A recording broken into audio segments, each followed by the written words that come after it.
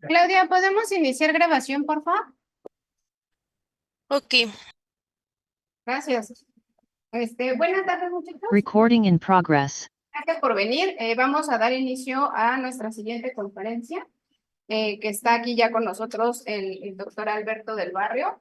Y vamos a dar una pequeña semblanza del profesor. Adelante. La semblanza del doctor Alberto Antonio del Barrio García. Obtuvo su grado de doctor en Ingeniería Informática en el 2011, la maestría en Investigación en Informática en el 2007 y la Ingeniería en Informática en el 2006. Todo esto en la Universidad Complutense de Madrid.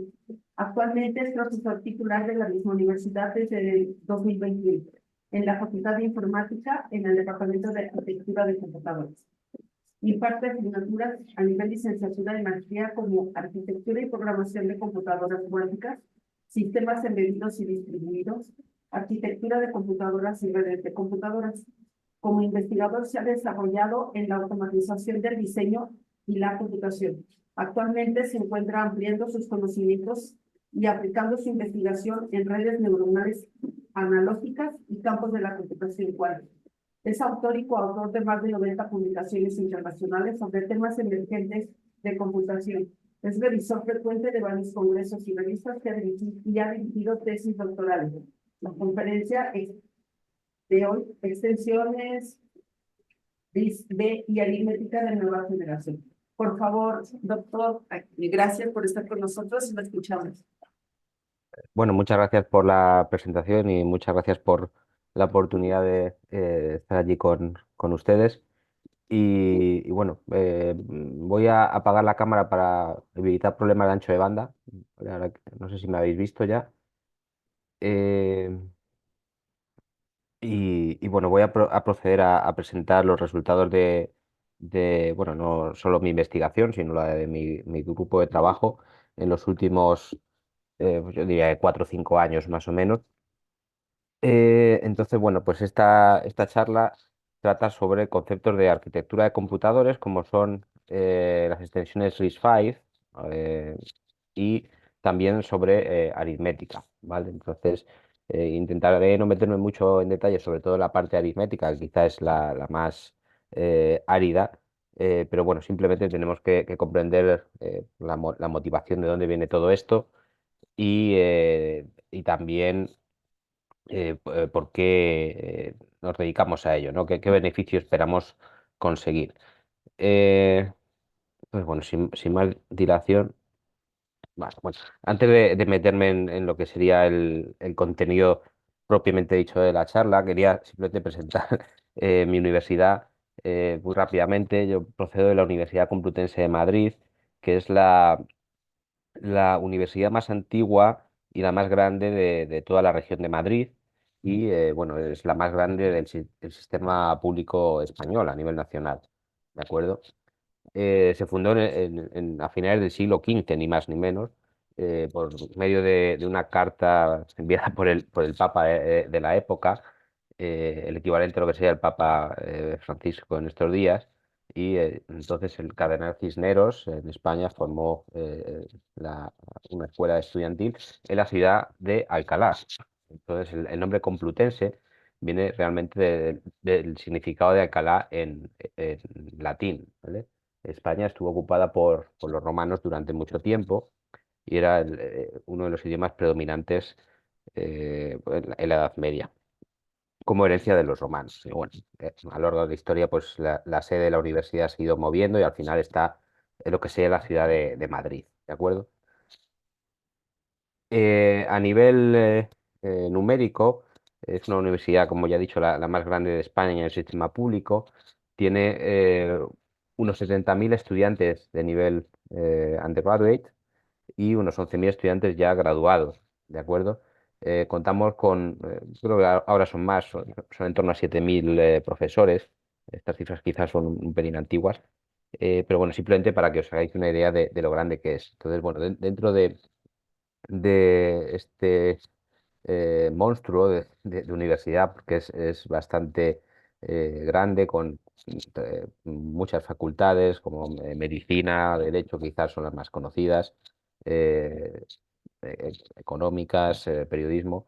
Dentro de esta amalgama está la Facultad de Informática, ¿vale? La Facultad de Informática, en las siguientes transparencias lo comentaré, tiene sus orígenes varios años atrás, en la década de los 50, ¿vale? El siglo XX, debido a la figura de José Santes Mases, ¿vale? Que fue el pionero de la computación en España. José Santes Mases participó en el proyecto de construcción del Mark IV, ¿vale? El Mark IV pues, es un computador electrónico de los primeros, un supercomputador de la época, en la década de los 50. Y bueno, este proyecto se realizó en la Universidad de Harvard, dirigido por Howard Aiken, que quizás es la figura más conocida de este equipo, ¿no?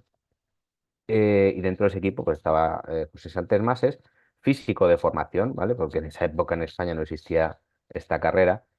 Y bueno, pues, a pesar de participar en ese proyecto en la década de los 50, la Facultad de Informática de la Complutense no aparece hasta la década de los 90 como institución.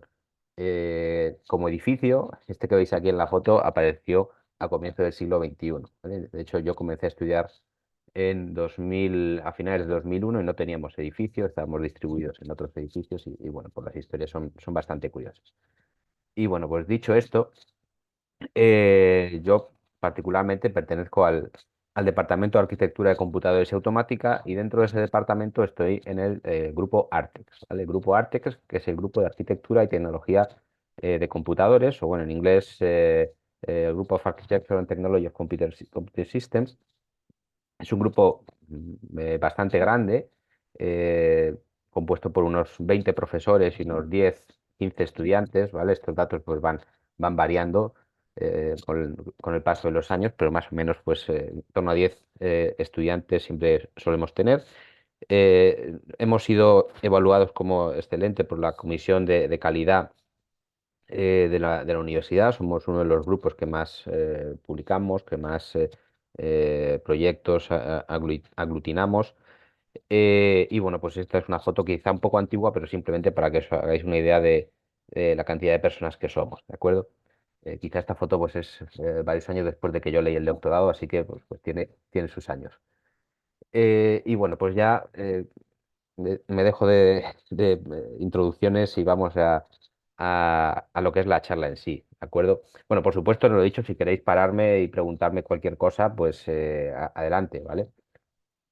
Entonces, bueno, este es el índice de la presentación. Primeramente vamos a conocer el contexto de lo que voy a contar, por qué lo hacemos, bajo qué proyectos, qué paraguas estamos, qué paraguas de proyectos estamos. En segundo lugar, voy a introducir lo que es el concepto de la aritmética de nueva generación. En este caso me voy a centrar en un formato numérico que se llama POSIX, de muy reciente creación. Voy a contar por qué es interesante, qué ventajas tenemos, potenciales desventajas también, ¿no? Y a continuación voy a pasar a hablar de lo que sería el contenido arquitectónico de la charla, ¿no? El RISC-V, y vamos a ver cómo eh, podemos integrar una aritmética nueva en un procesador, ¿vale? Esto que parece que solo pueden hacer las grandes compañías, gracias a RISC-V, que es un repertorio de instrucciones de código abierto. Podemos introducir nuestras propias instrucciones, ¿vale? Y generar nuestro propio procesador, como veremos a continuación. Y finalmente, pues presentaré ciertos experimentos para que veáis pues cómo nos ha quedado, ¿no? Qué ventajas, desventajas hemos conseguido, si mejoramos pues, la precisión, si mejoramos o empeoramos el área, el consumo, etcétera. ¿De acuerdo? Entonces, bueno, vamos a contar un poco el contexto de esta investigación. Esta investigación se realiza, eh, bueno, comienza en torno al año 2019-2020, en el que me conceden una beca de investigación a través de la Fundación BBVA. Bueno, este proyecto ya está terminado, pero trataba de definir una plataforma hardware para introducir este tipo de datos que he mencionado en la transparencia anterior, los POSIT, ¿vale? Bueno, como caso de uso principal se planteaba la inteligencia artificial mediante bueno, pues, las redes neuronales profundas, que era el problema que queríamos atacar en aquella época. Bueno, en esta charla no voy a hablar de inteligencia artificial, pero también que sepáis que hemos hecho algunas cosas con este formato en ese campo, pero me voy a centrar más en la parte arquitectónica. Entonces, quizá el proyecto más importante es el siguiente, el que se llama SIMOV, que es un proyecto financiado por el Ministerio de Ciencia e Innovación del Gobierno de España, del cual soy investigador principal con otro compañero, con José Luis Imaña, y este es el proyecto que tenemos vigente ahora mismo, ¿vale? Finaliza en 2025. Entonces, bueno, pues, ¿en qué consiste este proyecto? Pues este proyecto tiene cuatro objetivos principales. Uno es la investigación de la aritmética, ¿vale? Que es una parte muy importante de esta charla. Otro objetivo es el testeo de diversas configuraciones de memoria y tecnologías, del cual no voy a comentar nada. El tercer objetivo es la integración de estas mejoras aritméticas y desde el punto de vista de memoria en una arquitectura de computadores, bien sea eh, con RISC-V o bien sea con un simulador como GEM5 o algo que permita crear un sistema. Y finalmente tenemos otro objetivo en este proyecto que es el estudio de eh, tecnologías emergentes bueno, eh, computación no convencional, ¿no? En este objetivo cae la computación cuántica. No voy a hablar de ella, pero simplemente, bueno, Luis Enrique, no sé si está por ahí, estuvo visitándonos hace unas semanas y bueno, él estuvo trabajando en este área, ¿no? En computación cuántica. Pero bueno, dicho igual, me olvido de la computación cuántica y me centro en la parte aritmética y arquitectónica.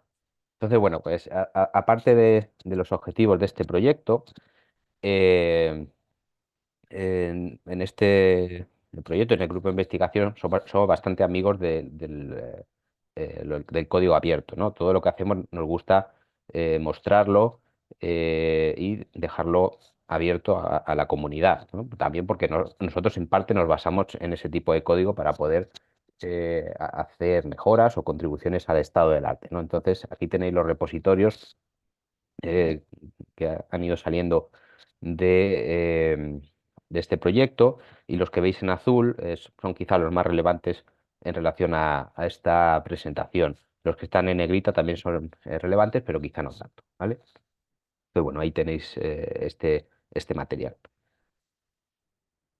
Vale, entonces, bueno, vamos a empezar a hablar de la aritmética de nueva generación. ¿Por qué introducimos este concepto? Bueno, yo no lo he creado, este concepto aparece en varios artículos de investigación en conferencias de prestigio y, bueno, pues está muy ligado sobre todo a los números reales, ¿vale? Los números reales que se utilizan mucho en computación científica. Normalmente, pues los números reales desde mediados de los 80 se representan siguiendo el formato IE cubo o triple E 754, ¿vale? Definido por, bueno, el jefe del equipo de trabajo era William Kahan, ¿vale? Y diversas evoluciones de este formato han llegado hasta nuestros días, ¿de acuerdo? Básicamente, este formato se construye de esta manera. Tenemos un bit para indicar el signo, una cantidad de bits para indicar el exponente y una cantidad de bits para indicar la fracción. Ahora veremos a continuación cómo se mapea en distintas variantes, ¿de acuerdo? Entonces, la aritmética nueva generación trata de mejorar este estándar, ¿vale? Ese es el principal objetivo, mejorarlo desde el punto de vista de la precisión, mejorarlo desde el punto de vista del consumo energético, del área que necesitamos para crear unidades funcionales, etcétera. Entonces, ¿cuáles son los inconvenientes del estándar que utilizamos en todos los computadores, ¿no? Que tenemos hoy en día? Pues, bueno, tiene ciertas propiedades que no son deseables de un buen sistema de representación eh, numérica, como es la presencia de un doble cero, ¿no? Un cero positivo y un cero negativo. Esto también aparecía cuando estudiábamos, por ejemplo, el magnitud y signo con aritmética entera. Tiene 5 modos de redondeo, lo cual genera problemas de reproducibilidad. Eh, Cada fabricante puede elegir el modo de redondeo que quiera. Entonces, si yo hago un código para mi portátil que ahora mismo, bueno, pues es un Mac, ¿vale? Un M1 y ese código lo ejecuto en otro portátil con x86, es posible que el resultado sea diferente porque redondeen de distinta manera las unidades de cómputo en punto flotante, ¿vale? Eh, Hay otro problema, es que los números que siguen este formato, bueno, exceden el máximo o el mínimo número representable. Eh, una manera de resolver esto fue el uso de números desnormalizados eh, que no siguen la fórmula básica de los números en punto flotante, que es la que mostraré a continuación, ¿vale? Pero bueno, no me voy a meter en más detalle, pero también que sepáis que es un pequeño problema. También la división no es segura, es posible que con números con divisores distintos de cero el resultado sea incorrecto. Y un problema muy llamativo es la gran presencia de nota numbers, ¿vale? Nota number es un número representado en punto flotante donde la parte del exponente está fija, todo unos, y la parte de la fracción es distinta de cero. Entonces, en aritmética de punto flotante con 32 bits, lo que es precisión simple, tenemos eh, 23 bits dedicados a la fracción con bueno, un 1 implícito, con lo cual para números de 32 bits tendríamos hasta 2 elevado a 24 menos 1 nota number. Es decir, estamos desperdiciando toda esa cantidad de patrones para representar números. Y es algo muy chocante, ¿no? Y que, bueno, pues cada vez que tenemos un nota number, salta una rutina dentro del procesador que hace que se pare la ejecución de lo que estamos haciendo y tengamos que ejecutar una serie de instrucciones para recuperar el estado que teníamos en el procesador. Otro problema de los nota numbers, si tenemos un resultado que es un nota number y lo tenemos que operar con otro número, el resultado vuelve a ser un nota number, ¿de acuerdo? Entonces al final tenemos un resultado que no es correcto. Y esto es un problema muy típico de este formato del IE Cubo 754. ¿Qué otras representaciones tenemos en el estado del arte? Bueno, aparte de los formatos que siguen el estándar, el IE Cubo 754, tanto en 32 bits como en 16 bits, también tenemos otro de 64 bits, ¿vale? Que no aparece aquí. Bueno, pues simplemente los campos de exponente y de fracción varían su longitud. Son muy interesantes, por ejemplo, el caso del Brain Float o BFloat 16, introducido por Google para tareas de redes neuronales profundas e inteligencia artificial en particular, que es básicamente un IEcubo 754 de 32 bits, donde la fracción son solo 7 bits, es decir, hemos truncado la fracción, pero la longitud del exponente es la misma. Algo similar sucede con el TensorFloat 32, que es de NVIDIA, ¿vale? Que tiene una fracción de 10 bits en vez de 7.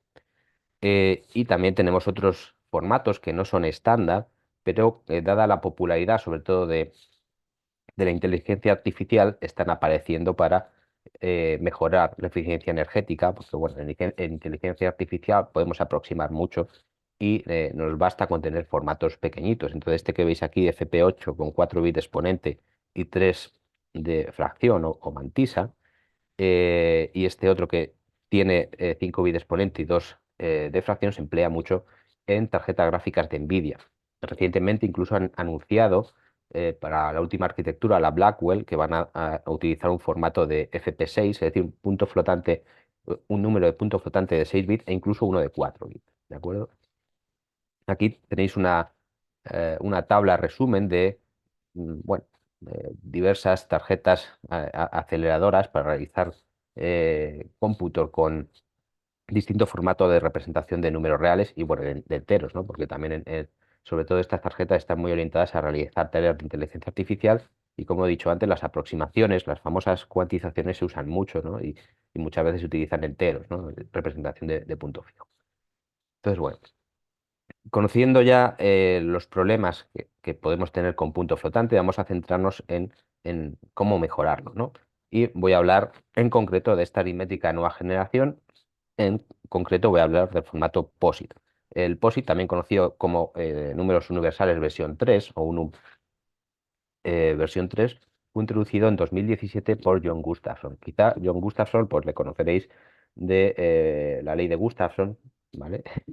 Es un señor que tiene una ley, ¿no? Aparte de haber introducido este formato en 2017 y lo diseñó como una alternativa al punto flotante, ¿vale? Tiene un único modo de redondeo, no tiene overflow ni underflow, solamente tiene una representación del cero y tiene otras propiedades interesantes que voy a comentar a continuación, ¿vale?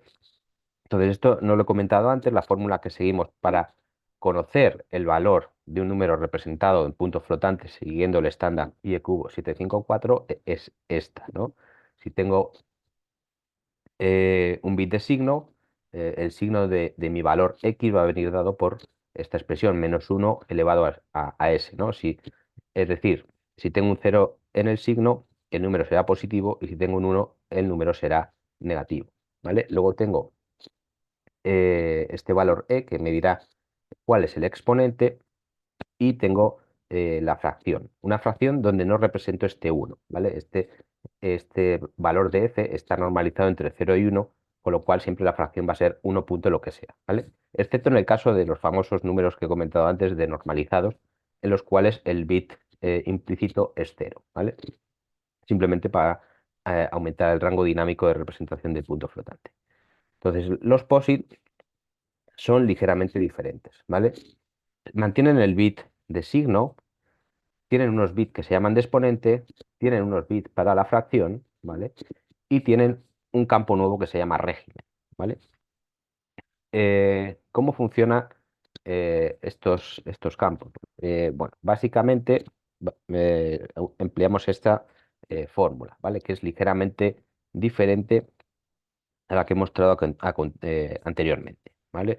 -1 elevado a s por 2 elevado al valor del régimen multiplicado por un factor de escalado que bueno, es 2 elevado al número de bits que empleamos para representar el exponente más el valor del exponente por 1 más la fracción, ¿vale? Entonces, bueno, la fórmula es un poco más compleja,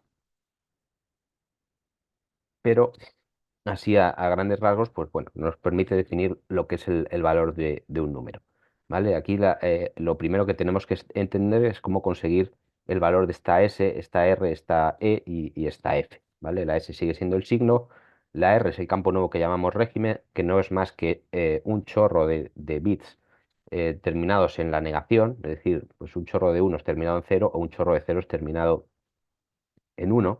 A continuación tengo varios bits de exponente. En la última versión del estándar POSIT, este número de bits se ha fijado a 2, ¿vale? Entonces voy a tener 2 bits de exponente y el resto serán los bits de fracción, estos que vemos en verde, ¿no? Entonces en este caso estamos representando este número, ¿vale? Como el régimen empieza por 1 y termina en 0, es decir, tengo un 1 consecutivo, el valor del régimen es 1 menos 1, ¿vale? Es 0. Multiplicado por 2 a la 2 porque el número de bits exponente es 2. Más 2 porque el 1, 0 es lo que llamo aquí campo de exponente, que representa el 2. Y la fracción en este caso sería 1 más 3 octavos, ¿vale? Porque esto es un 3 y como tengo 3 bits, divido por 2 elevado a 3, que es 8, ¿vale? Entonces, bueno, estoy representando el 5.5. Aquí interesante, en esta página podéis ver cómo generar los valores de POSIT para un ancho dado y un número de exponentes dado, ¿vale? Es bastante interesante de ver. Otro ejemplo para intentar comprender cómo funciona el régimen, que es quizá lo más complicado de ver con este formato. Tenemos la misma fórmula, vamos a identificar los campos, ¿vale? En este caso tenemos más bits consecutivos, ¿no? Tenemos un régimen más largo, entonces 1, 1, 1 terminado en 0. Nuevamente, si este bit es 1, tengo que aplicar esta fórmula, el régimen es k-1, tengo 3 bits igual a 1, con lo cual mi régimen es 2, ¿vale? Nuevamente, aquí pongo 2 a la 2 y ahora mi exponente tiene valor 0,1, que es 1 en decimal, ¿vale? Y en este caso me queda solamente un bit de fracción, ¿vale? Con lo cual, este valor es 1 dividido por 2 a la 1, ¿de acuerdo? Entonces estoy representando un número, bueno, relativamente grande para tener solamente 8 bits, que es el 768, ¿vale? Entonces, bueno, esto nos da una idea de por dónde van las ideas de los POSIT, ¿vale? Tenemos un campo que es variable, ¿no? Que es el régimen, un campo que es fijo, o bueno, dos campos que son fijos, el signo y el exponente, ¿vale? Van a ser 2 bits, con lo cual el campo de la fracción también va a variar, ¿vale? Entonces tenemos que comprender qué significa que varíen en cuanto a longitud el régimen y la fracción. El régimen hemos dicho que es una secuencia de k bits idénticos terminados en una negación. Y como veis, está en el exponente, cuando yo quiero saber el valor de un número, está en el exponente de esta potencia, de 2 elevado a r por 2 a 2, que es 4, ¿vale? Con lo cual, cualquier cosa que yo ponga en el régimen va a afectar mucho. Entonces, ¿cómo funciona el régimen? Como un factor de escalado de grano muy grueso, ¿vale? Es decir, si yo tengo un régimen muy grande, voy a representar números o muy grandes o muy pequeños, ¿vale? Que serían los que salen aquí en una figura en la zona dorada. Si tengo pocos bits de régimen y muchos bits de fracción, voy a estar representando números que están muy cerca del cero, ¿vale? Que son los que están aquí. Entonces, en esta figura que veis escalonada, sin saber mucho lo que estoy representando, podemos intuir que los POSIT me sirven para representar números o más grandes o más pequeños que el equivalente en IE cubo 754, ¿vale? Entonces, digamos que los entornos de, de cero tengo mayor precisión, ¿vale? Puedo representar números más precisos porque voy a tener más números, más bits de fracción, y cuando me alejo del cero voy a poder representar más números, aunque con menor, menor precisión, ¿de acuerdo? Otra característica de los POSIT es que forman bueno, se dispone en una recta ordenada, ¿no? Una recta proyectiva. Como he comentado antes, tenemos mayor precisión y hay una única representación del cero y una única representación del valor que sería la excepción, que es el nota real, ¿vale? Si miramos esto como un número entero con signo, es decir, lo que sería un complemento a 2, porque este formato de representación está pensado como una notación en complemento a 2, el nota real es el valor más pequeño que puedo representar si considero la cadena de unos y ceros como si fuera un número entero, ¿vale? Con lo cual, comparar POSIT es tan sencillo como comparar enteros, lo cual es una ventaja muy grande. Y aparte, los POSIT introducen lo que se llama la aritmética fusionada, ¿vale? Entonces, aquí, aritmética fusionada va más allá del concepto del IE cubo 754, ¿vale? En IE cubo 754 existen unidades que hacen multiplicación-acumulación. En POSIT lo que voy a hacer es un producto escalar, ¿vale? Voy a retrasar el redondeo, en lugar de redondear todas las operaciones, como hace la aritmética y el cubo 754, voy a redondear al final. Voy a hacer una secuencia larga de operaciones y voy a redondear al final. De esta manera voy a ganar precisión, ¿vale? Para ello necesito, sin embargo, eh, un acumulador muy grande, ¿vale? Que es un problema porque veremos que causa una importante penalización en área, ¿vale? Entonces, bueno, una vez he contado un poquito la teoría de los POSIT, vamos a ver cómo funciona esto a nivel simulación en bueno, ciertas aplicaciones. Aquí, bueno, tenéis el artículo donde estudiamos esto y aparte de este sistema de Lorentz, que está compuesto por varias ecuaciones diferenciales, también estudiamos la FFT, que sería la transforma de Fourier rápida, movimiento browniano, bueno, hay diversas aplicaciones y se ve cómo con POSIT más pequeños, ¿vale? Que era la idea de Gustafsson, podemos conseguir resultados muy similares que números que están representados en el I cubo 754, con lo cual eso me reduce lo que ocupan los datos en memoria, me reduce el ancho de las unidades aritmético-lógicas que van a hacer esas operaciones, el tamaño de los registros que tengo que poner para almacenar datos, etcétera, ¿no? Entonces, bueno, aquí podéis ver cómo el uso de POSIT en su versión de 32 bits y de 64 bits siempre mejora en el MSE, en el Mean Square Error, al equivalente de cubo 754, ¿de acuerdo? Si queremos ver las soluciones a nivel gráfico en este atractor de Lorentz, podemos ver cómo el POSIT de 32 bits, ¿vale? Se parece más al double, ¿vale? A nuestra referencia, a un número y cubo 754 de 64 bits, del doble de tamaño, ¿vale? Que el propio float de 32 bits. Incluso hicimos pruebas con POSIT más pequeños y podemos ver cómo un POSIT de 20 bits se asemeja bastante a un float de 32 bits, ¿vale? Entonces, podemos ver cómo parece que esto funciona, ¿no? Entonces, ¿cuál es el siguiente paso? Si estamos seguros que en simulación podemos conseguir resultados interesantes, ¿no? Con mayor precisión, vamos a intentar diseñar un hardware que haga esto, ¿vale? Porque el problema de los POSIT es que no son estándar, no están en los computadores de ahora, no están en los procesadores que tenemos, ni están en las GPUs, en las tarjetas gráficas que tenemos, ¿no? Tenemos que diseñarlo y implementarlo nosotros, ¿no? Entonces, bueno, pues también tenemos unidades funcionales que podéis encontrar en este repositorio, en el que se aglutinan los resultados de diversas publicaciones, ¿vale? Empezamos en 2020 con sumador y multiplicador, en 2021 presentamos un multiplicador acumulador con este registro de Quire, ¿vale? Que es el registro acumulador que necesitan los POSIT. Incluso tenemos divisores presentados en 2023 y ahora en 2024, en ARIZ, en junio, vamos a presentar una unidad de raíz cuadrada, ¿vale? ARIZ es la conferencia clásica en el área de aritmética de computadores. Vale, bueno, pues entonces ya tenemos simulación, tenemos diseño. ¿Qué podemos hacer con estas unidades? ¿Vale? Es de lo que vamos a hablar en el siguiente bloque. Bueno, podemos hacer, o al menos lo que hemos pensado nosotros, son dos cosas. Por un lado, podemos diseñar un acelerador, eh, eh, que lo hemos hecho, ¿vale? Hemos generado una herramienta también de código libre.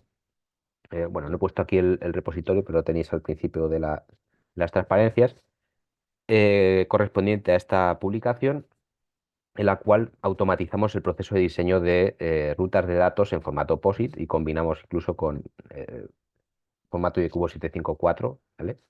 Y con POSIT a la vez, ¿vale? O podemos poner los POSIT dentro de un procesador, que es lo que vamos a contar en esta charla. Entonces, para ello necesitamos RISC-V. ¿Por qué RISC-V? Porque es un repertorio de instrucciones, una ISA abierta, ¿vale? El caso contrario son las ISAs cerradas o propietarias, como puedan ser las x86 de Intel, de AMD, ARM, etcétera, ¿vale? Entonces, cada vez que yo tengo una ISA propietaria, tengo que pagar una licencia por ello y al final, bueno, pues mis equipos son más caros, ¿no? Porque dentro del coste de un equipo va el precio de la licencia, ¿no? Entonces, bueno, pues, RISC-V resuelve ese problema y, bueno, tiene otras ventajas que veremos a continuación. Bueno, RISC-V, el nombre viene porque es una ISA de tipo RISC, ¿vale? Reduced Instruction Set Computer, ¿vale? Utiliza instrucciones cortas, pequeñas. Mueve los datos a registro y luego opera y luego los mueve a memoria otra vez, ¿de acuerdo? En contraposición a lo que sería una ISA de tipo CISC con instrucciones complejas, siempre ejecutadas directamente en memoria.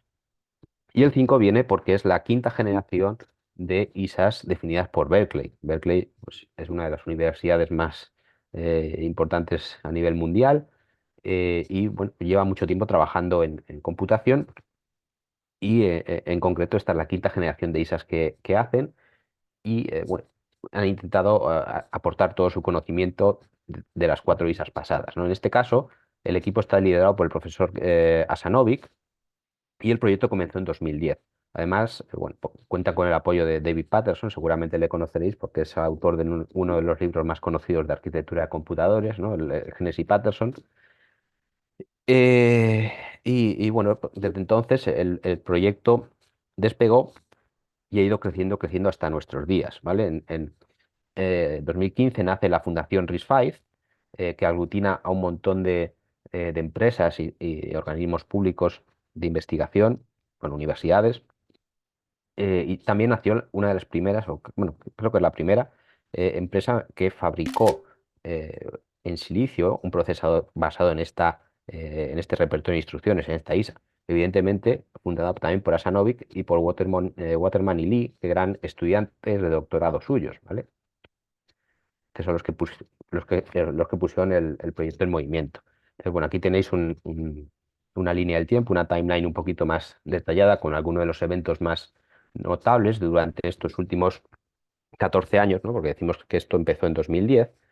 Entonces, bueno, pues hacia 2013 aparece el ROC, que es el primer microprocesador basado en esta ISA. Luego tenemos el Boom, que es un procesador autoforder también de Berkeley. Bueno, pues tenemos el Manticore en 2021, que es un procesador compuesto de 4096 cores con esta ISA, ¿vale? Es un procesador muy grande.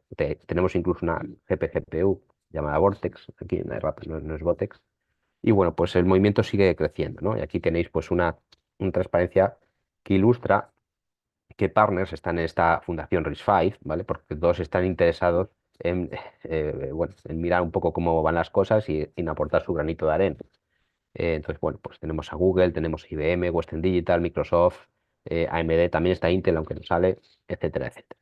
Y bueno, también hay universidades como ETH de Zúrich y alguna que no sale por aquí.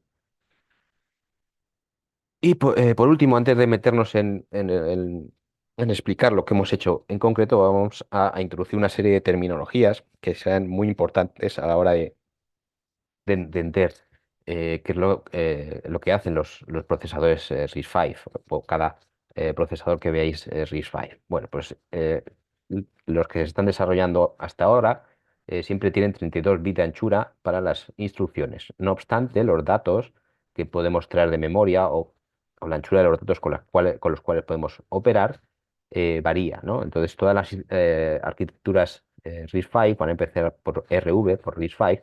A continuación vamos a tener el ancho de los datos, ¿vale? 64, por ejemplo, si tenemos datos de 64 bits, aunque las instrucciones seguirán siendo 32 bits. Y luego una serie de letras que me indican la capacidad que tiene esa ISA de hacer cosas, ¿vale? Entonces, por ejemplo, es bastante importante, son bastante importantes y utilizar estas siglas, IMAFD, ¿vale?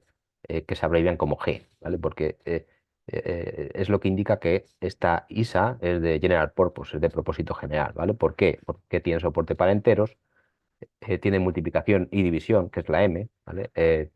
Es capaz de hacer operaciones atómicas con memoria, la A, y también es capaz de hacer operaciones con reales en precisión simple, lo que sería la F, y en precisión doble, lo que sería la D. ¿De acuerdo? Además, bueno, hay una serie de códigos de operación que están reservados para futuras extensiones, ¿vale? Para instrucciones de un tamaño distinto de 32 bits. Como digo, bueno, pues este movimiento todavía está en desarrollo y hay muchas cosas por definir. ¿De acuerdo? Una última cosa, este repertorio de instrucciones está muy orientado a la customización, ¿vale? Yo puedo definirme una extensión que no sea estándar, ¿no? Como el estándar pues son floating point, ¿no? La extensión F o la doble. Me puedo definir una extensión no estándar como la que hemos definido nosotros, que sería la POSIT.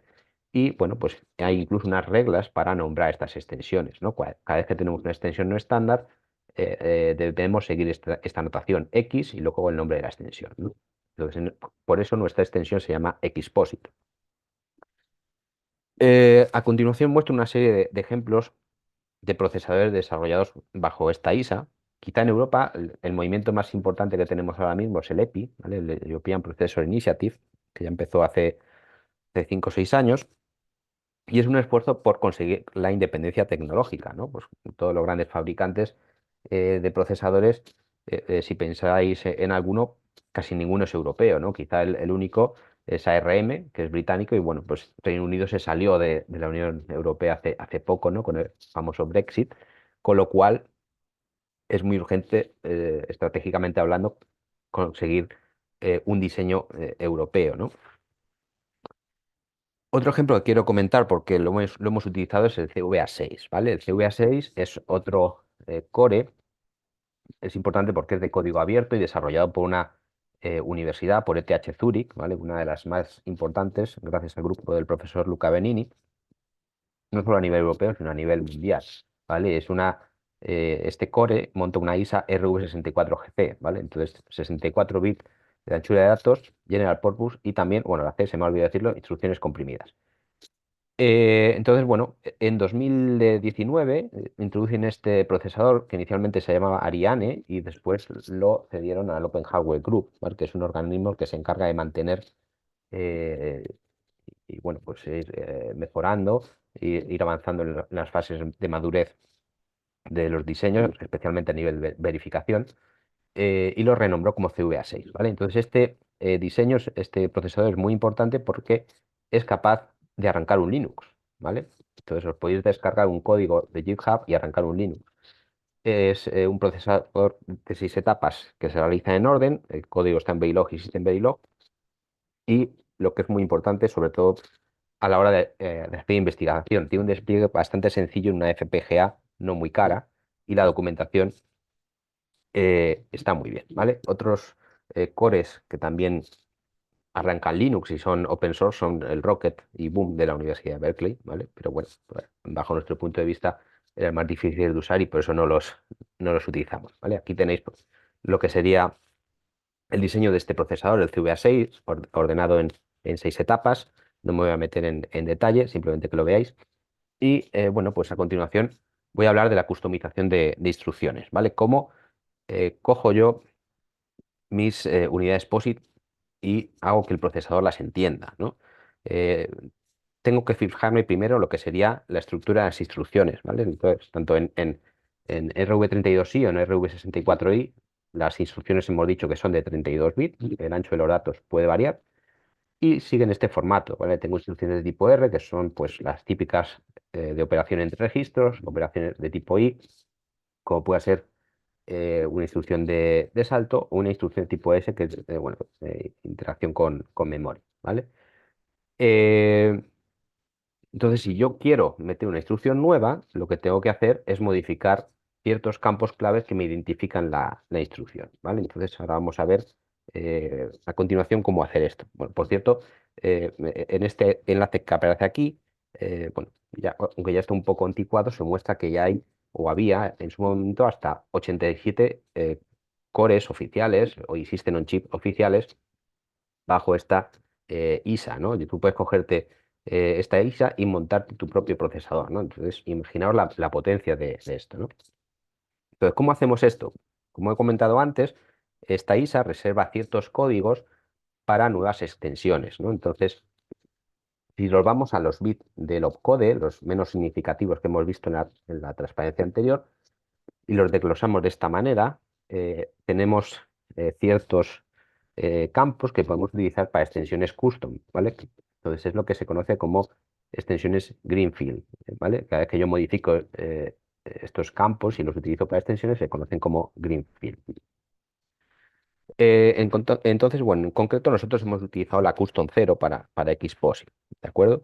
Entonces, para utilizar la Custom 0, que tengo que fijar los bits 6 y 5 del opcode 00 y los bits del 4 al 2 a 0, 1, 0, ¿vale? Como veremos a continuación.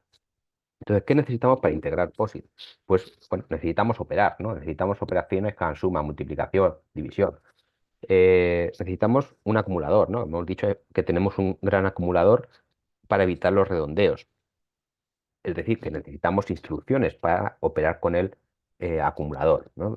Inicialmente, cada vez que yo vaya a hacer un producto escalar o calcular el elemento de una matriz, porque estoy multiplicando de dos matrices, pues tengo que inicializar ese registro a cero y empezar a multiplicar y acumular, ¿no? Y finalmente, cuando termine, tendré que hacer un redondeo, ¿no? Un curve. Entonces, ¿por qué hemos hecho esto? Porque no hay ningún un procesador que tenga soporte completo para POSIT, ¿no? Entonces es algo que la comunidad necesita. Aquí tenéis pues lo que sería la tabla de la ley, ¿no? En POSIT.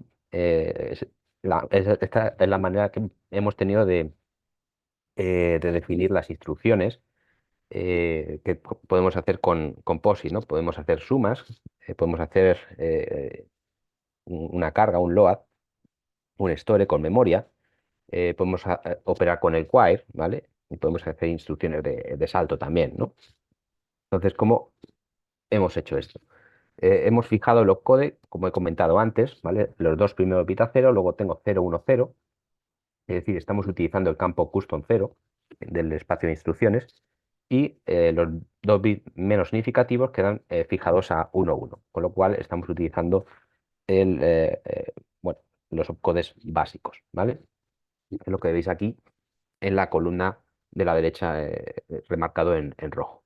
Y para diferenciar entre las instrucciones, en lugar de tocar el opcode, lo que tocamos son los campos func7 o func3, ¿vale? En amarillo tenéis los func3 para las instrucciones que interactúan con memoria, los LOAD y los sectores, tanto precisión word, que sería simple, ¿vale? 32 bits, y double, precisión de 64 bits, y luego en verde tenemos el resto de instrucciones, ¿vale? Como veis aquí sí que cambian los identificadores, ¿no? Y bueno, esto es lo que hemos presentado en estos dos trabajos que veis ahí. Además de ello, pues hemos tenido que modificar un poquito esa datapath que habéis visto del CVA6, porque bueno, pues hay que indicarle al decodificador que tenemos estas instrucciones, ¿no? Cada vez que tengamos estos códigos, tenemos una instrucción de POSIT add, por ejemplo, una POSIT suma. Hemos tenido que introducir una unidad aritmético-lógica que trabaje con POSIT, y también hemos tenido que tocar un poquito otras partes como la lógica de issue, la lógica de lanzamiento o la load store queue, ¿vale? Para interactuar con memoria. También tenemos un banco de registros solamente para POSIT para permitir la convivencia entre los POSIT con el punto flotante, ¿no? Entonces, bueno, esta es la unidad aritmético-lógica. Esos bloquecitos que hemos visto anteriormente, pues los juntamos todos, metemos cierta lógica para controlar esto y tenemos una unidad aritmético-lógica capaz de hacer todas esas, realizar todas esas instrucciones que hemos visto, ¿no? Entonces, bueno, pues si vamos un poco al estado del arte, a lo que sería la literatura, bueno, pues hay algunos esfuerzos también basados en RISC-V, ¿no? Porque todo el mundo intenta hacer estos despliegues con lo que tiene a mano, que es el código abierto, pero no son tan potentes, o al menos eso creemos, como el nuestro, ¿no? Algunos, pues, no utilizan extensiones Greenfield, sino que sobrecargan la extensión F, con lo cual, bueno, reutilizan la parte del compilador, pero no pueden utilizar conjuntamente punto flotante composite. Y el trabajo más completo que hemos visto, además del nuestro, sería Clarinet, que bueno, permite utilizar operaciones fusionadas y también permite conversión con punto flotante del IEcubo 754, ¿vale? No obstante, no tiene soporte para todas las instrucciones que tenemos. Bueno, y aquí tenéis, bueno, pues una pequeña foto del entorno de programación y desarrollo que utilizamos, que es esta FPGA, la Genesis 2, pero esto tiene un problema. Bueno, tenemos resultados de simulación, tenemos unidades funcionales, hemos desarrollado incluso un procesador, pero ahora tenemos que programarlo, ¿vale? Para utilizar un procesador necesito un programa, ¿vale? Entonces, ¿cómo lo programo? Bueno, podemos programarlo con ensamblador, ¿no? Yo puedo escribir un POSIT load, puedo escribir un POSIT add, pero si quiero trabajar con aplicaciones relativamente grandes, necesito un nivel de abstracción más alto, ¿no? Por eso vosotros no programáis normalmente en ensamblador, sino que programáis utilizando C, C++, Java, Rust, etcétera, etcétera, ¿no? Entonces, bueno, nuestra solución actual ha consistido en modificar el backend de compilación del EVM, que es un compilador un poco más moderno que GCC, y quizás está un poquito más eh, organizado para ser modificado. Y hemos introducido estas extensiones XPOSIT, ¿vale? El desafío grande sería modificar el frontend de compilación e incluir un tipo de datos como puede ser float, ¿no? Pero para POSIT, ¿no? Un tipo POSIT, ¿no? Y de esa manera podríamos escribir directamente en C++, ¿no? Aquí lo que hacemos es lo que veis aquí combinamos código C, C++, y cuando yo quiero escribir instrucciones POSIT las meto como ensamblador embebido, ¿vale? Como esta expresión que veis aquí de ASM volatile, ¿no? Entonces este es el código de una multiplicación de matrices sencilla, ¿vale? Lo que sería el kernel gem. Y aquí veis, bueno, pues que la parte de los loops es código C, mientras que la parte de cómputo se realiza con instrucciones en ensamblador de POSIT, ¿no? Entonces veis que aquí cada vez que quiero hacer una acumulación, cargo y hago una multiplicación-acumulación, ¿no? Cuando termino el loop, ¿no? Este loop de acumulaciones para un elemento dado, hago un redondeo, ¿de acuerdo? Y guardo en memoria. Entonces aquí podéis ver cómo sería el código equivalente de punto flotante. Como veis, es muy parecido porque punto flotante también tiene multiplicación-acumulación, pero no tenemos que hacer ese redondeo o ese clear del quire al inicio, ¿vale? En lugar del clear del quire, tenemos que inicializar un registro temporal, pero lo que no tenemos es un round, porque las operaciones de punto flotante se redondean todas internamente. Y bueno, pues ya una vez he contado la teoría y un poquito cómo hemos montado todo, vamos a ver algunos resultados. Bueno, como voy un poco justo de tiempo, creo que la parte de área me la voy a saltar. Simplemente quedaos con la idea de que evidentemente ocupa más, ¿vale? Meto un registro acumulador que es muy grande, que son 512 bits para 32 bits, para POSIT de 32 bits y 1024 para POSIT de 64 bits.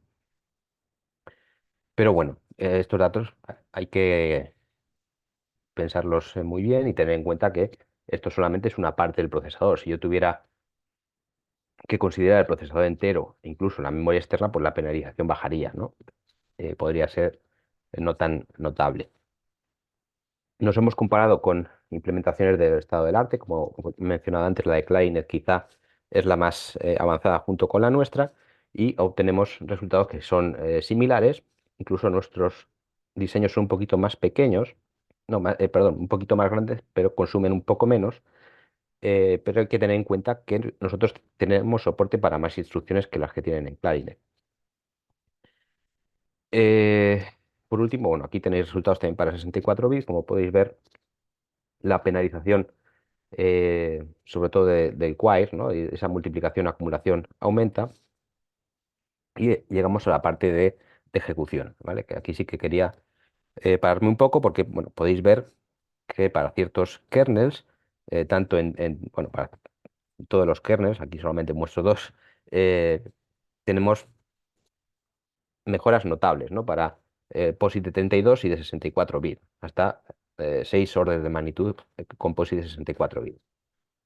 A medida que aumento el tamaño del dataset, ¿vale? Este mini, small, medium, large indica el tamaño de las matrices de entrada, podemos ver cómo bueno, el error acumulado va subiendo, pero la ganancia de POSIT es mayor, ¿vale? Porque se nota más el efecto del quire, ¿no? Del registro acumulador. Pero bueno, esto lo hemos hecho con ciertos kernels. ¿Cómo se traduce esto en aplicaciones de la vida real? Que es algo que nos preguntaban los revisores en los últimos artículos que hemos presentado.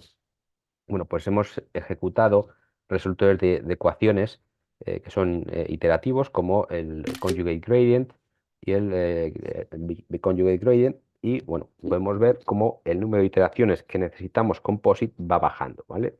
Estos métodos tratan de buscar una solución numérica al sistema de ecuaciones lineales y hasta que el error alcanza una cota. Esta cota bueno, normalmente es 10 a la menos 12 con números de precisión doble, y podéis ver cómo la evolución de los números en naranja llega antes a esa cota, ¿no? Con el Bitconjugate Gradient esta tendencia es más pronunciada, ¿no? Ahorramos más iteraciones, y esto, bueno, pues se puede traducir en un ahorro energético. Y bueno, ya simplemente para concluir, simplemente pues resumir un poquito el contenido de la presentación. He intentado mostrar una overview, una panorámica de lo que sería el trabajo que hacemos en mi grupo de investigación, y fundamentalmente la parte centrada en aritmética y arquitectura de computadores. Mm, Hemos introducido un poquito esa aritmética de nueva generación porque es interesante, y hemos realizado una prueba de concepto gracias a la ISA RISC-V, ¿no? Que nos permite integrar algo nuestro, algo nuevo, ¿no? Diseños que hemos hecho nosotros en un procesador, y somos capaces de utilizarlo, ¿no? Tanto a nivel hardware como software, ¿no? Hemos modificado lo que sería ese CVA6 que es lo que hemos llamado Percival, y también hemos modificado el backend de compilación del LVM que nos permite trabajar con aplicaciones en C++ que tienen código POSIT en ensamblador embebido, ¿vale? Y bueno, pues hemos probado aplicaciones relativamente grandes, como son resolutores de ecuaciones lineales. También habéis visto que en simulación el atractor de Lorentz se resolvía muy bien con POSIT. Entonces parece que este formato funciona bien, ¿no? Y bueno, para terminar, simplemente remarcar esa política open source que nos hemos marcado en estos últimos años. Podéis encontrar todo este material en nuestros repositorios. Y bueno, como trabajo futuro, pues nos queda mucho por hacer, ¿vale? Siempre nos faltan manos.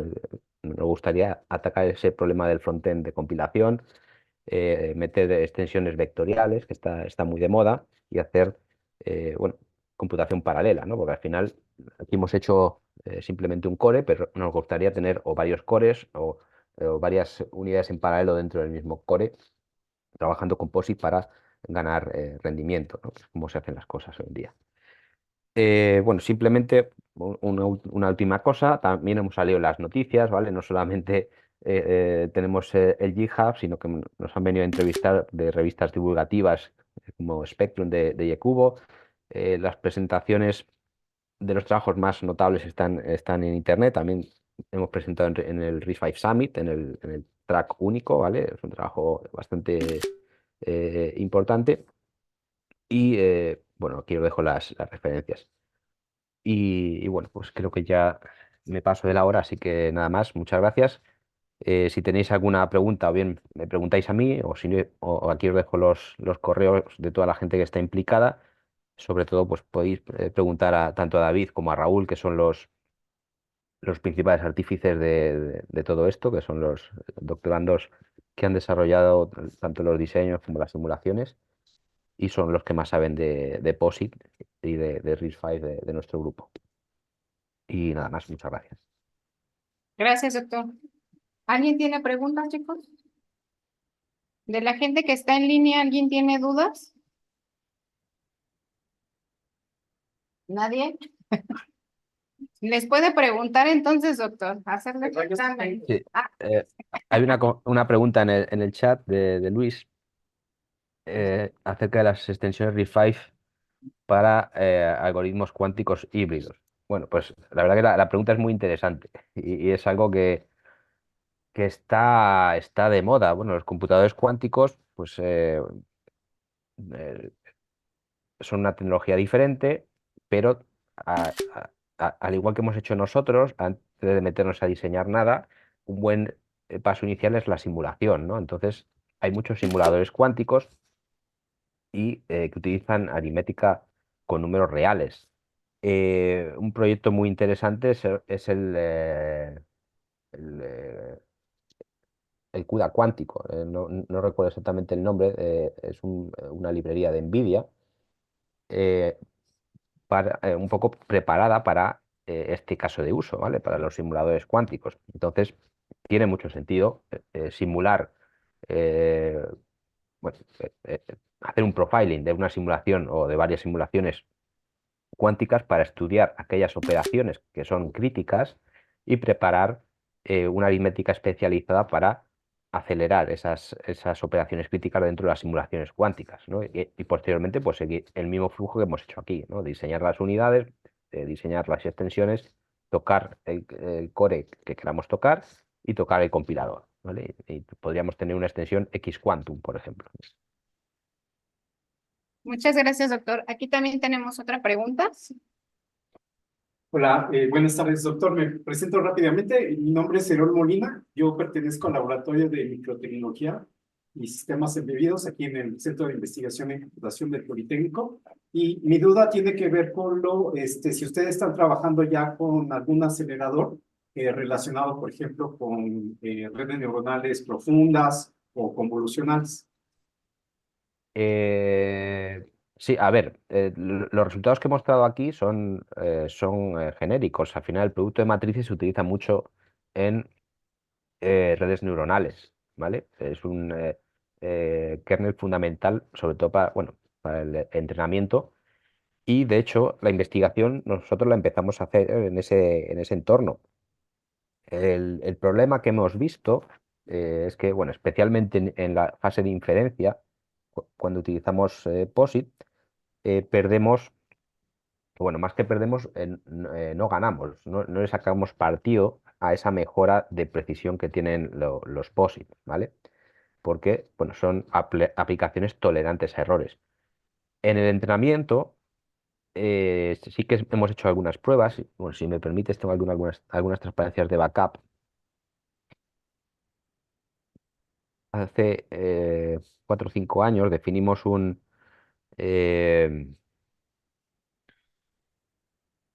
un entorno de entrenamiento que se llama Deep Pensive, ¿vale? Que es una adaptación de TensorFlow con la librería de soporte POSIT más utilizada en ese momento, que era SoftPOSIT, para realizar entrenamiento puramente con POSIT, evitando las transformaciones a float, porque si no, no podemos ver el efecto de tener una aritmética o no.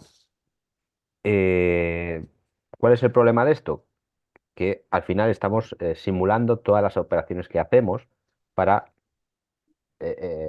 engañar al computador y que parezca que estamos utilizando POSIT nativos, ¿vale? Pero esto lo hacíamos en simulación.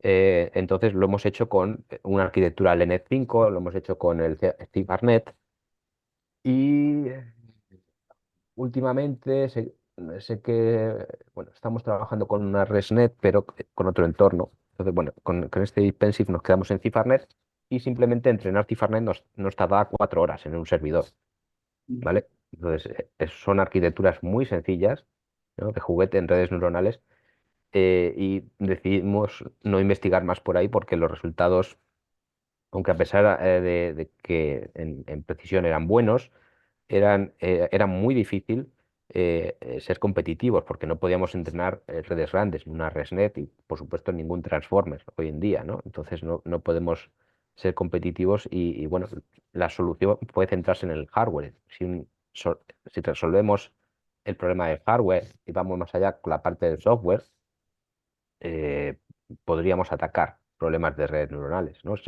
Lo que he enseñado aquí, pues he mostrado que es muy difícil programar estos sistemas que te construyes un poco de cero, ¿no? Tienes que programarlos con ensamblador embebido dentro de C y eso es una solución más o menos agradable, ¿no? Solamente la parte de cómputo la escribo en ensamblador.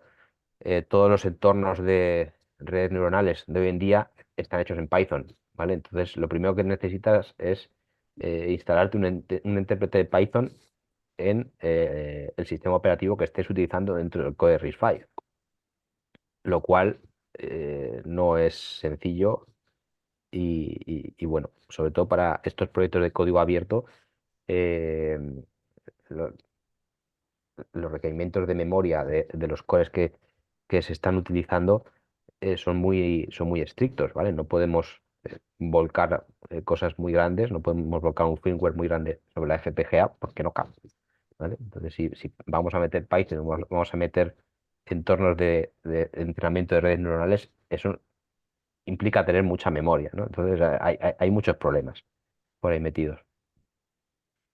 Ok, mi segunda pregunta, dentro de sus objetivos está la implementación ya, digamos, de mandar a fabricar un circuito integrado con el procesador que ya haga las operaciones con POSIX.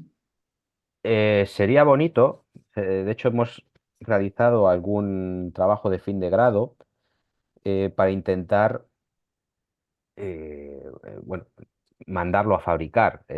Hace unos años había un programa, un concurso mm, promocionado por Google y por una foundry que era Skywater, que se llamaba el MPW Shuttle, me parece. Entonces hace 2 o 3 años lo cancelaron. Y bueno, fue una pena porque nuestro objetivo era enviar un core o lógica POSIT a ese concurso, porque los ganadores luego pues iban a fábrica, ¿no? Entonces, bueno, hemos intentado hacer algo, pero no hemos conseguido hacerlo, ¿vale? Nos falta gente y realmente nuestra expertise no es tanto en la parte electrónica, sino la parte de diseño. Entonces, bueno, si tuviéramos gente, pues por supuesto que lo haríamos. Ok, muchas gracias, doctor. Y a lo mejor me pongo después en contacto con usted. Gracias. Gracias. Tenemos otra pregunta. Nada más fuerte, por favor. Si te acercas.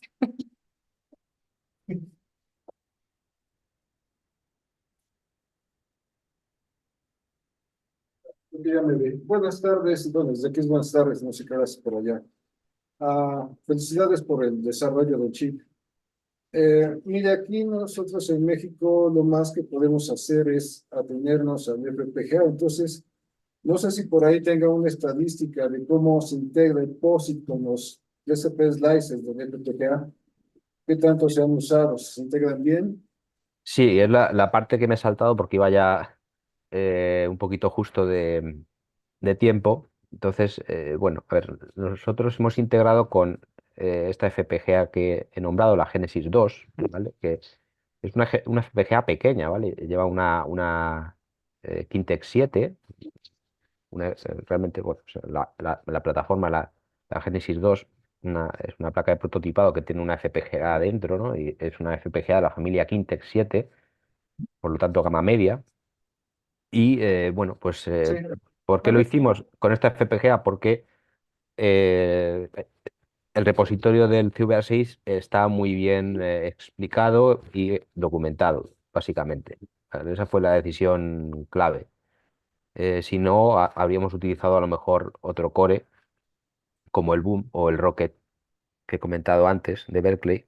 Entonces, el problema de estos cores, que también arrancan Linux, es que primero están definidos en Chisel, que es un lenguaje de más alto nivel que luego genera código RTL en Verilog. Y segundo, que por lo menos el Boom lo tienes que utilizar con un simulador de Berkeley que se llama FireSim, que funciona, o al menos en su momento solamente funcionaba en instancias de Amazon, de AWS, ¿vale? Instancias F1 de Amazon, que no son gratuitas ni mucho menos. Entonces, la verdad que trabajar con el CVA6 fue una gran ventaja y bueno, ya te comento que el despliegue en FPGA está muy bien documentado y fue lo que nos hizo decantarnos por este core para empezar a trabajar. Mire, aquí, bueno, nosotros trabajamos todavía en el formato tradicional de la IEEE, ¿no? Entonces, en su momento nos piden calcular las posibles desviaciones, variaciones que pueden darse después de cierto número de operaciones MAC, para que usamos una distribución normal, una uniforme. Ujú. No sé si en POSIX también se usa esa distribución, o es una distribución gaussiana. Bueno, los datos de POSIT, aquí tengo una transparencia de backup, y uno de los motivos por los cuales empezamos a trabajar en redes neuronales es que, bueno, el profiling eh, de los pesos de las redes neuronales, o al menos de las más sencillas, siguen una distribución gaussiana. Y los POSIT, esta es la transparencia, Muy bien, sí. tienen una distribución muy parecida a una gaussiana, ¿vale? Porque tienen lo que se llama una precisión cónica, más precisos en el entorno de cero, ¿vale? Que es donde están la mayor parte de los pesos, donde vamos a trabajar en DNNs, y luego también tiene un rango dinámico bastante más grande que el de punto flotante. No obstante, como ya he comentado, el problema de trabajar en redes neuronales es que esa potencia bueno, esa precisión extra que nos ofrecen los POSIT no le sacamos partido, porque son aplicaciones tolerantes a errores. Entonces, en general, mi sensación durante estos últimos años es que trabajar con inteligencia artificial y POSIT no es muy beneficioso. Hay alguna excepción que estamos viendo en un trabajo que está realizando un estudiante mío con una universidad de Suiza, pero en general están mejor pensados para aplicaciones científicas. No sé Muchas gracias. Felicidades nuevamente por el desarrollo. Gracias. ¿Ya no tiene preguntas, muchachos? Bueno, doctor, le agradecemos mucho. ¿Nos podría, por favor? Bueno, tenemos una en línea. Sí, cómo se ve afectado el IPC del procesador en comparación con el iQOO 754. Bueno, sí, efectivamente a nivel de rendimiento no he comentado nada, eh, porque tenía muchos resultados que mostrar. Entonces, bueno, a ver, es todo muy matizable. Primero, si cogemos implementaciones, eh, mm, no, los resultados de tiempo que tengo son estos de aquí. Vale, bueno, pues estos son resultados del GEM, esa multiplicación de matrices que hemos visto antes. Más o menos a nivel de tiempos andamos igual, más o menos, ¿vale? Estos son resultados un poco antiguos, son de 2022. En los resultados que tenemos del último trabajo que hemos presentado en el Transaction on Computers, hemos visto que en general eh, IEQ 754 es un poquito más rápido que nosotros, ¿vale? ¿Por qué? Eh, Porque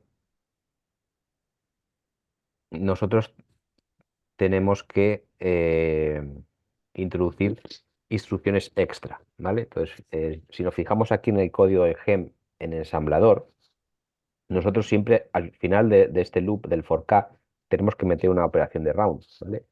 Una operación de round que no está en la versión de punto flotante.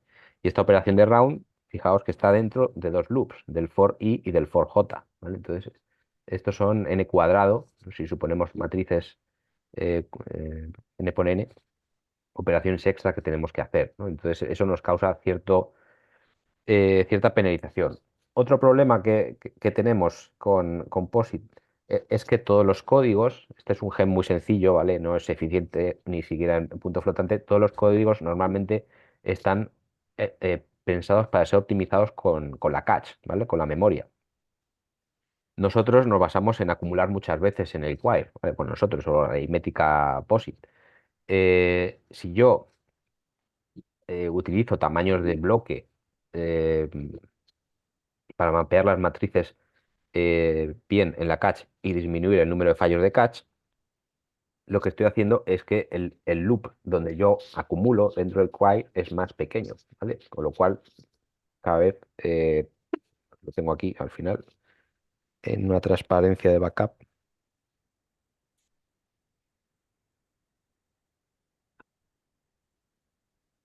Vale, esto que vemos aquí. Este es un código de GEM con intercambio de loops, ¿vale? Que es una técnica muy habitual para mejorar la eficiencia con memoria y también con bloqueo de cache, ¿vale? Disminuyendo el tamaño del bloque que utilizo dentro del loop pequeño, ¿no? Entonces yo cada vez que salgo del loop pequeño tengo que redondear este while. Entonces cada vez tengo más penalizaciones. Y a nivel de tiempo es una desventaja con respecto a punto flotante. No obstante, como hemos visto en la presentación, disminuimos en esas aplicaciones grandes, en esos resultores de ecuaciones diferenciales, disminuimos el número de iteraciones, ¿vale? Entonces, un estudio muy bueno sería medirlo todo, ¿vale? Ser capaces de medir no solamente el tiempo por ciclo que requiero, sino también medir el número de iteraciones, multiplicar, sacar el tiempo de ejecución completo y también medir el consumo, ¿vale? Porque nosotros tenemos más penalización en área y consumo, que no lo he mostrado, consumo de potencia, porque tenemos elementos más grandes, pero si reducimos el tiempo de cómputo, a lo mejor la energía global del sistema también baja, ¿vale? También si soy capaz de disminuir el tamaño de los datos en memoria, que eso lo he comentado de pasada, también el consumo del sistema baja, ¿vale? Pues bueno, hace falta estudiar muchos parámetros todavía para dar una respuesta clara. Bueno, a lo mejor la respuesta es que punto flotante es más rápido, ojo, pero lo que parece que sí que está claro es que POSIT es más preciso, ¿vale? Al menos es lo que hemos estado viendo. Muchas gracias, doctor. Nada más un favor, ¿nos podría apoyar dejando de compartir su pantalla para que podamos compartir algo desde aquí? Eh, ¿Quieres que les envíe las transparencias o...? Si puede, le agradeceríamos mucho al correo donde estuvimos en contacto, doctor. Vale, sí, sin problema, le dejo las transparencias, no hay problema. Y nada más queremos leer su reconocimiento, nada más si nos apoya dejando de compartir para que podamos compartir el nuestro. Vale, estupendo. ¿Podemos compartir, Claudia, por favor?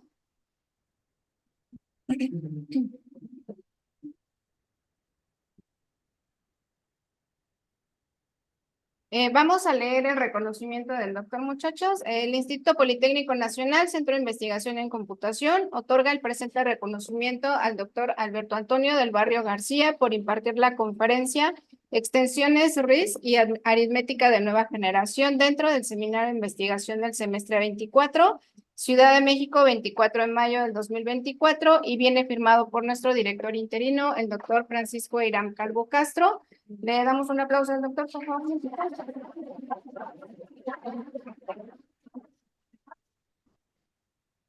Doctor, le agradecemos mucho que nos haya compartido toda esta información y pues más aún porque allá ya sabemos que es muy tarde.